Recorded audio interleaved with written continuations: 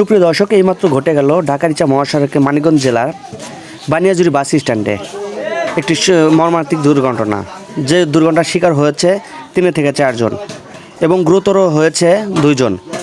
তো আমি যতটুকু জানতে পারলাম যে বানিয়াজুরি বাস স্ট্যান্ডে একটি ডিমের ভ্যান গাড়ি রাখা ছিল পাশেই, কিন্তু হঠাৎ করে ড্রাইভার ঘুমন্ত অবস্থায় থাকার কারণে যে ট্রাকের যে ড্রাইভার ছিল সে হঠাৎ করে এই ভ্যানের উপর দিয়ে গাড়িটি উঠিয়ে দেয় এবং আমি সরাসরি এই চিত্রটা তুলে ধরছি, দেখুন।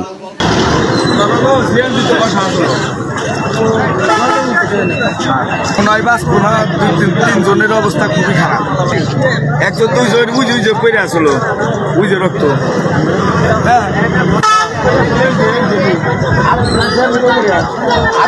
তাকে সামনে